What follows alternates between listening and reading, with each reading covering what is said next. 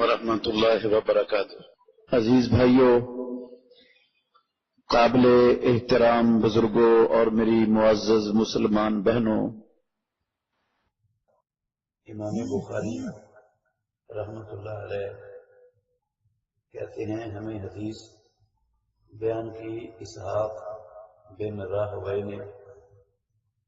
انہوں نے کہا ہمیں خبر دی جعفر بن عون نے، انہوں نے کہا ہمیں حدیث بیان کی ابو الامیس نے عون بن ابی جحیفہ سے رحمۃ اللہ علیہم۔ ابو جحیفہ وہ بیان کرتے ہیں عون اپنے باپ ابو جحیفہ رضی اللہ عنہ سے، انہوں نے کہا میں نے رسول اللہ صلی اللہ علیہ وسلم کو ابطح مقام پر دیکھا، آپ کے پاس بلال رضی اللہ عنہ جو رسول اللہ کے مؤذن تھے وہ آئے، وآذنہ بالصلاۃ، تو آپ کو نماز کی اطلاع دیا کر، ثم خرج بلال بالعنزۃ، پھر بلال رضی اللہ عنہ نیزہ لے کر نکلے، حتی رکضها بین یدی رسول اللہ صلی اللہ علیہ وسلم، حتیٰ کہ اس نیزے کو رسول اللہ صلی اللہ علیہ وسلم کے سامنے گاڑ دیا، ابطح جگہ پہ، واقام الصلاۃ، اور نماز کی اقامت کہی۔ امام بخاری رحمۃ اللہ علیہ نے ایک باب میں 3 مسئلے ذکر فرمائے تھے کہ جب مسافر زیادہ ہوں تو انہیں اذان اور اقامت بھی کہنی چاہیے، اسی طرح عرفات اور مزدلفے میں بھی اذان اور اقامت کہنی چاہیے، اور مؤذن سخت سردی کی رات میں اور بارش والی رات میں اذان کے بعد الا صلوا فی الرحال کہہ سکتا ہے۔ تو یہ اس باب کی آخری حدیث ہے،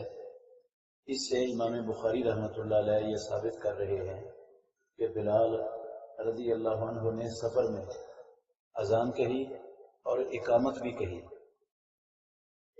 تو اذان اور اقامت کہنا سفر میں، یہ جب ایک سے زیادہ لوگ ہوں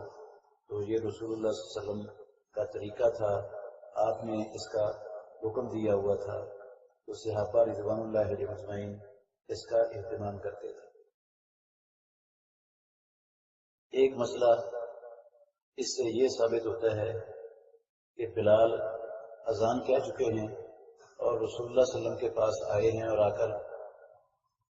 اطلاع کر رہے ہیں کہ ٹائم ہو گیا۔ اس کا مطلب ہے اگر امام لیٹ ہے اور اس کو نہیں یاد کہ نماز کا ٹائم ہو چکا ہے تو مؤذن اس کے پاس جا کر اس کو نماز کے جماعت کے وقت کی اطلاع دے سکتا ہے۔ ایک تصویب ہوتی ہے، یہ اس تصویب میں نہیں آتا۔ تصویب یہ ہوتی ہے کہ مؤذن اذان کے بعد جماعت سے 5 منٹ پہلے یا 7 منٹ پہلے یا کوئی ٹائم متعین کر کے وہ دوبارہ اعلان کرتا ہے بھئی 5 منٹ رہ گئے ہیں۔ آج کل ہمارے معاشرے میں بہت ساری مساجد میں وہ درود پڑھا جاتا ہے، الصلاۃ والسلام علیکم والا لوگ درود پڑھتے ہیں 5 منٹ کے وقفے سے جماعت اور اذان کے درمیان میں۔ وہ یہ اطلاع کر رہے ہوتے ہیں کہ نماز کا جماعت کھڑی ہونے میں 5 منٹ باقی ہے، جبکہ جب مسجد میں اذان کہہ دی گئی ہے تو وہ لوگوں کو اطلاع کر دی گئی ہے، اب دوبارہ اطلاع کرنے کی ضرورت نہیں ہے، اس سے وہ نماز کی حیثیت اور اہمیت اور مقام ختم ہو جاتا ہے۔ اگر اس کی ضرورت ہوتی تو رسول اللہ صلی اللہ علیہ وسلم ضرور کہلواتے۔ یہ لوگوں نے صحابہ کے دور میں ہی شروع کر لیا تھا یہ دوبارہ اعلان کرنا مسجد میں۔ عبداللہ بن عمر رضی اللہ عنہما ایک مسجد میں گئے، اذان ہو چکی تھی جماعت سے نماز پڑھنے کے لیے، تو وہ جو مؤذن تھے نا اس نے دوبارہ اعلان کیا تو عبداللہ بن عمر اپنے شاگرد کو کہنے لگے اخرج بنا من عند هذا المبتدع، اس بدعتی کے پاس سے نکلو ہمارے ساتھ، ہم نے اس کے پیچھے ادھر نماز نہیں پڑھنی ہے اس مسجد میں۔ اب تو اس بدعت کا بہت زیادہ پھیلاؤ ہمارے معاشرے میں ہو چکا ہے۔ اکثر مساجد میں خصوصاً فجر کی نماز میں کوئی مخصوص الفاظ کیے ہوئے ہیں، کوئی مخصوص الفاظ کہتا ہے، کوئی صلاۃ والسلام پڑھتا ہے، کوئی کچھ کرتا ہے، تو یہ تصویب ہے جو بدعت ہے، جس کا ثواب نہیں ہے، گناہ ملتا ہے۔ البتہ ایک بندہ اپنے گھر سے نماز پڑھنے کے لیے آ رہا ہے تو رستے میں دیکھا ہے لوگ بیٹھے ہوئے ہیں، اگرچہ اذان ہو گئی ہے، وہ ان کو کہہ سکتا ہے کہ آؤ نماز پڑھیں، نماز پڑھنے چلیں، چھوڑ دو اپنی مجلس کو۔ کوئی دکان میں بیٹھا ہے، وہ اس گزرتا ہوا اس دکاندار کو نماز پڑھنے کی باجماعت اس کو دعوت دے سکتا ہے۔ یہ تصویر میں نہیں آتا، تصویر میں آئے گا جب مسجد کے اندر سے ہی اذان کے بعد دوبارہ اعلان کیا جائے گا، اور آنے والے لوگ وہ رستے میں جتنے لوگ ملتے ہیں ان سب کو مسجد میں آ کر نماز پڑھنے کی دعوت دے سکتے ہیں، اور دینی چاہیے، ان کو دینی چاہیے، یہ حکم ہے، لازم ہے ہم پر۔ ایک مسئلہ اس حدیث سے یہ ثابت ہوتا ہے کہ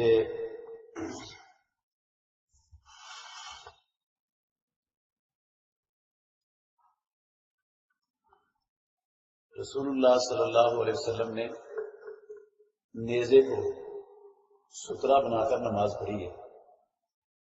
بغیر سترے کے آپ نے نہیں پڑھی۔ تو حکم بھی ہے رسول اللہ صلی اللہ علیہ وسلم کا یہ، اذا صلی احدکم فلیصلی الی سترۃ ولیدن منها،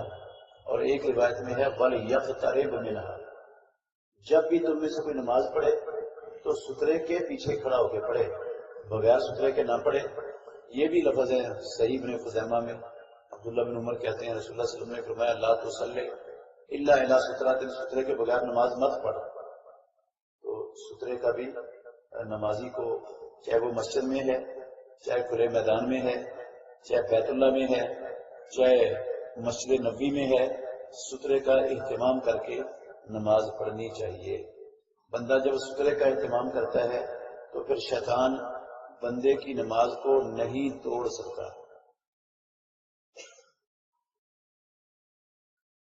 اور ایک